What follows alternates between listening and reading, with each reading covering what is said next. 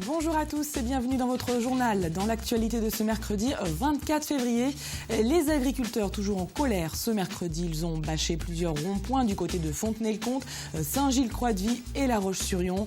Ils se sont également introduits dans des fast-foods et supermarchés pour vérifier la provenance de la viande. Dans le même temps, Bruno Retailleau, président de la région des Pays de la Loire, a présenté un plan d'action prioritaire pour l'agriculture. Nous parlerons également de la visite de la déléguée ministérielle à l'accessibilité. Ce mardi, elle a assisté à la cérémonie de la 100e entreprise vendéenne labellisée Handibat, un label décerné aux professionnels du bâtiment qui effectuent des travaux de mise aux normes pour les personnes handicapées. Nous avons rencontré l'un de ces artisans. Et puis nous reviendrons sur l'intoxication au monoxyde de carbone qui s'est produite lundi à l'école Saint-Charles-de-Némy. Heureusement, aucune victime grave n'a été déplorée. Cependant, en France, ce gaz provoque chaque année la mort de 300 personnes. Alors, quelles sont les précautions à prendre? Quels signes doivent alerter? Le point dans ce journal. Mais avant cela, les chiffres du chômage, ils viennent d'être publiés et ils sont en léger recul pour le mois de janvier, moins 0,8%, soit 27 900 demandeurs d'emploi en moins par rapport à décembre. On aura bien sûr l'occasion d'y revenir un peu plus tard dans une prochaine édition. Les agriculteurs à nouveau mobilisés. Ce mardi, plusieurs tracteurs ont perturbé la circulation, notamment du côté des Flâneries, à La Roche-sur-Yon. Le mouvement a débuté au Poiré-sur-Vie, où une centaine d'agriculteurs s'étaient donné rendez-vous. Ils ont donc ensuite rejoint le rond-point de l'Europe, rebaptisé pour l'occasion rond-point de la solidarité. Et plusieurs délégations se sont rendues dans des fast-foods et supermarchés pour vérifier la provenance de la viande. Des actions coup de poing organisé par la FRSEA et les jeunes agriculteurs qui nous en expliquent le but. Écoutez. Pourquoi aujourd'hui un blocage sur le rond-point de l'Europe? Car demain, Phil Hogan, le commissaire européen à l'agriculture, vient en France. Il faut qu'ils comprennent vraiment la problématique que vivent les agriculteurs français et que des moyens soient mis en place au niveau de l'Europe, en stockage privé, mais aussi en termes de prix, de régulation, nécessaires pour les producteurs français mais aussi européens. Et donc il faut vraiment prendre conscience que cette crise est très importante pour la profession. Être sur le bord des routes, c'est aussi communiquer avec le consommateur pour lui expliquer vraiment avec des chiffres et des chiffres clés où est la problématique, où part la valeur ajoutée et pourquoi les agriculteurs aujourd'hui n'arrivent plus à vivre. Et on a un message à faire passer. Et le message que vous verrez partout, dans vos cantines, dans les restaurants, dans les entreprises, dans les mairies, c'est vous avez besoin de nous, nous avons besoin de vous. Et ces actions se sont déroulées alors que dans le même temps, à la région, Bruno Retailleau présentait un plan d'action prioritaire en réponse à cette crise qui touche le monde agricole. Un plan qui s'articule en 6 axes avec notamment le souhait de développer l'approvisionnement local dans les restaurations collectives. Un menu Loire-Océan pourrait être expérimenté dans certains lycées. La région qui veut également renforcer la compétitivité de l'agriculture et de l'agroalimentaire des Pays de la Loire. Pour cela, une conférence régionale devrait être organisée courant 2016. Ce que je souhaite en même temps, c'est qu'ici à la région, régulièrement, il y ait ces tables rondes. En France, on réunit des tables rondes quand il y a des crises. Mais il faut impérativement que les agriculteurs parlent plus aux fabricants d'agroalimentaire et aussi à la grande distribution. Il faut que cette filière s'organise. Il faut que cette filière comprenne notamment la grande distribution, mais aussi les transformateurs, qu'il doit y avoir une solidarité. S'il n'y a pas cette solidarité, tous seront perdants. Un plan qui sera soumis au vote des élus régionaux lors de la séance de ce vendredi. La loi de 2005 prévoyait l'obligation pour tous les bâtiments accueillant du public de se mettre aux normes pour faciliter l'accès aux personnes en situation de handicap avant le 1er janvier 2015. 11 ans après, le constat est plutôt amer. Seuls 30% des bâtiments sont aux normes. La déléguée ministérielle à l'accessibilité, qui était de passage en Vendée, a reconnu qu'il y avait encore du travail à faire. Écoutez. Je peux vous dire qu'en 2005, il n'y avait pas grand monde qui avait conscience. Donc 2005-2015 et tout le travail fait en 2014 et en 2015 a permis d'avoir maintenant cette assise dans l'esprit des uns et des autres qu'il faut rendre notre société accessible. Mais rendre accessible, il fallait déjà l'accepter, le concevoir et y penser. C'était un bel objectif, mais la réalité n'y était pas tout à fait. À peine 30% des établissements recevant du public pouvaient être déclarés accessibles. Et pour effectuer ces travaux de mise aux normes, certaines entreprises du BTP ont suivi une formation spécifique. Elles sont labellisées Handibat. Et la Vendée est championne puisque c'est le département qui compte le plus d'entreprises ayant obtenu le label. Elles sont 107 au total. Nous avons rencontré l'une d'entre elles. Reportage Samuel Grasset. Ouais, on sent bien la secousse quand même. La différence n'est que de quelques centimètres, mais cet écart pourrait être dangereux pour des personnes en fauteuil. Des travaux sont nécessaires. Donc là, il a envisagé en fait de remettre une rehausse en pente sur 25 à 30 cm pour rattraper en fait le niveau du seuil, pour que l'accès en fauteuil soit plus aisé et plus facile. Ce bâtiment, c'est une ancienne crèche. Il est devenu le siège de l'Association des paralysés de France. Il a donc fallu tout repenser pour que les locaux deviennent accessibles à tous. Une porte d'entrée coulissante, mais aussi des protections aux murs pour les fauteuils. L'esthétisme était aussi important. Donc ici, on voit très bien qu'on a des zones claires et des zones plus foncées pour délimiter ici dans le cadre l'encadrement, mais aussi les poignées de maintien qui sont d'une couleur un peu plus foncée, dont la vue et la préemption pour les personnes malvoyantes est plus facile. Et si Michel Sachot a connaissance de tous ces détails, c'est qu'il s'est formé pendant 2 jours aux normes imposées par la loi. Il a aussi pu échanger avec des professionnels de santé. Son entreprise est désormais labellisée Handibat. Et ce label nous a permis sûrement de pouvoir prétendre à ce marché. L'accessibilité, un marché important pour les entreprises du bâtiment. Rien qu'en Vendée, seuls 20% des lieux recevant du public se déclarent réellement accessibles à tous. C'est un chantier colossal. Il y a un parc de bâtiments qui a été conçu au fil du temps.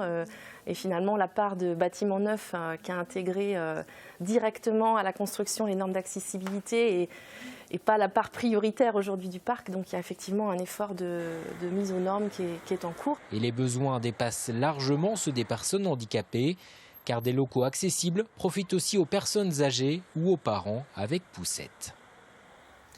Et on reste dans le monde de l'entreprise avec la campagne électorale des syndicats qui démarre. La CFDT, première organisation syndicale de France, a présenté ce lundi son axe de campagne. Elle souhaite tout d'abord cibler les salariés des petites et moyennes entreprises, très nombreuses en Vendée puisque 90% des entreprises du département compteraient moins de 10 salariés. Et souvent isolés, les salariés n'ont pas de représentant syndical. La CFDT souhaite donc leur rappeler qu'ils ont tout de même des droits. Écoutez. Notre but est d'aller vers ces gens-là, ces personnes-là, vers ces salariés, pour leur faire comprendre que ce n'est pas parce qu'ils travaillent dans une petite entreprise qu'ils n'ont pas les mêmes droits que les autres. Toute négociation nationale, tout accord national qui se passe, en fait, concerne tout salarié du territoire français. Donc il ne faut pas que ces gens-là se sentent en dehors de ces accords. Ils ont les mêmes droits que tout salarié d'une entreprise de plus de 500, de plus de 1000. Voilà, les droits sont les mêmes. Et une première action de distribution de tracts aura lieu ce jeudi. La CFDT complétera ensuite sa campagne cet été à destination des saisonniers. Suite maintenant de notre série dédiée au Salon de l'Agriculture. Il ouvre ses portes ce samedi et comme chaque année depuis maintenant 65 ans, les vins vendéens tenteront de remporter un prix. Le château de Rosnay y participe depuis le début et cette année, il présente encore 3 de ses vins au concours général agricole. Reportage Pierre Dalicieux. Un blanc, un rosé et un rouge qui ont pris la route pour Paris. Ces millésimes 2015 seront présentés au concours général agricole. Une étape très attendue par cette propriété qui y participe depuis plus de 60 ans. C'est toujours quelque chose qu'on attend avec impatience en quelque sorte parce que c'est vrai que quand vous avez une médaille, c'est quand même une reconnaissance de votre travail qui finalement un travail qui démarre, je dirais, sur septembre, donc lors des vendanges jusqu'à l'arrivée finale de la médaille, quoi. Donc c'est quand même Paris, c'est quand même un beau concours entre guillemets, c'est quand même une belle représentation des meilleurs vins de France aujourd'hui. Médaille d'or, de bronze ou d'argent, chaque année, des vins de toute la France espèrent en obtenir une. L'année dernière, ce domaine en a reçu une d'argent pour son vin blanc et une de bronze pour le rosé. Des médailles qui sont aussi un atout considérable à la commercialisation. avec un peu plus de tanin. Financièrement, ça peut avoir des retombées positives, puisque un client qui va rechercher un fief vendéen prendra et achètera plus facilement un vin qui est médaillé à Paris, puisqu'il a une récompense et il va dire bon, c'est une marque de confiance, donc il a une médaille, donc il doit être certainement meilleur qu'un autre qui est juste à côté, qui n'a pas forcément de médaille. Ça, c'est très clair. Ouais. Aujourd'hui, ça favorise l'achat d'une bouteille, que ce soit pour un particulier ou éventuellement un professionnel. C'est-à-dire un restaurateur qui cherche plusieurs vins, un vin des fiefs vendéens, aura peut-être plus facilement l'intention d'aller vers un vin médaillé que sur un vin qui ne l'est pas. L'année dernière, 3 médailles d'or, 3 d'argent et 2 de bronze ont été décernées à des fiefs vendéens. Résultat pour la cuvée 2015, dimanche soir. Je vous rappelle que l'abus d'alcool est dangereux pour la santé et qu'il est à consommer avec modération. 85 enfants et 5 adultes évacués après une intoxication au monoxyde de carbone. C'était ce lundi à l'école Saint-Charles de Némy. Nous vous en avions déjà parlé. Et heureusement, après plusieurs vérifications, aucun cas n'inspirait une inquiétude particulière. Pour autant, chaque année en France, 300 personnes décèdent après une intoxication à ce gaz inodore et incolore. Alors, quelles sont les précautions à prendre? Quels symptômes doivent alerter? Élément de réponse, Sandrine Pelletier, Simon Philippot. Le monoxyde de carbone, un gaz incolore et inodore, mais pourtant très dangereux, voire mortel. Un gaz dont la formation peut être facilitée par une mauvaise alimentation en air, mais surtout par une mauvaise évacuation des fumées. D'où la nécessité de ramener régulièrement les conduits de cheminée ou de poêle, mais aussi de vérifier l'installation. Je vais aller voir le conduit là où il est accessible à chaque étage, donc ça peut être dans un mur ou en relief, et le fait d'avoir mis le feu en route, je vais regarder s'il n'y a pas de trou, s'il n'y a pas de fumée qui s'échappe, soit par une bouche d'aération. Si c'est un conduit tubé, bien vérifier que le tube soit sur toute la longueur du conduit et ne s'arrête pas, par exemple, à hauteur d'une bouche de chauffage qui est censée envoyer la chaleur et non pas de la fumée, parce que ça peut arriver. Chaque année, les pompiers réalisent entre 6 et 8 000 interventions en France liées au monoxyde de carbone. Mais comment savoir si on est intoxiqué et quels en sont les symptômes ? Dans les proportions les plus faibles, on aura juste des céphalées après quelques heures d'exposition, alors que dans des proportions beaucoup plus fortes, on peut aller jusqu'au décès de manière assez immédiate. Entre les deux, naturellement, on aura des symptômes de style vomissement, style coloration de la peau, style de couleur rougeâtre plutôt, et après peut-être une perte de connaissance avant le décès quand même. Si jamais vous ou un proche êtes victime d'une intoxication au monoxyde de carbone, coupez immédiatement votre appareil de chauffage, ouvrez vos fenêtres, sortez de votre domicile et appelez les secours en cas de malaise. Depuis la tempête Xynthia, les villes du littoral réfléchissent à des solutions pour protéger nos côtes, car à chaque tempête, la mer gagne un peu plus de terrain. Par exemple, encore récemment, lors du dernier coup de vent, la plage de Longueville-sur-Mer a perdu près de 25 mètres de plage, excepté à l'endroit où la commune avait mis en place depuis 3 ans une technique pour consolider les dunes, une technique qui utilise des matériaux naturels. Écoutez. Nous avons un espace quand même assez remarquable, ce cordon dunaire sur les 7,5 km à Longeville-sur-Mer. Cordon dunaire chargé que de sable et de galets. La destruction qui a eu lieu au moment de Xynthia, mais pas simplement. L'année suivante, nous avons reperdu 15 mètres de profondeur de notre cordon dunaire. J'ai souhaité à ce moment-là que nous prenions vraiment des décisions importantes et de prendre des décisions avec des matériaux sur place. Donc le galet qui arrive fréquemment à Longeville-sur-Mer en hiver pour recharger nos cordons dunaires aux endroits où il est le plus fragile. Et puis, toujours au chapitre environnement, la communauté de communes Océan-Marais de Mont tente de lutter contre les baccaris, une plante invasive qui s'est installée depuis 1915 sur la côte atlantique. Au Perrier, des chevaux sont ainsi sollicités pour venir à bout de cet arbuste qui peut atteindre plusieurs mètres. Les explications de Grégoire de Châtillon.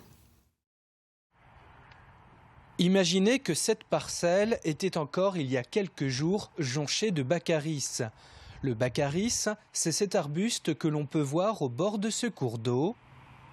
Alors, pour éradiquer cette espèce invasive, la communauté de communes Océan-Marais de Mont a fait appel à Mathieu et à son cheval.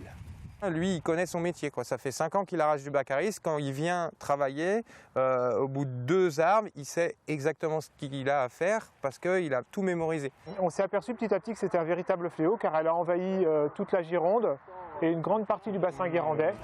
Le baccaris arraché. Ici, sur la commune du Perrier, il est encore temps d'agir. Alors, le seul moyen, c'est d'arracher.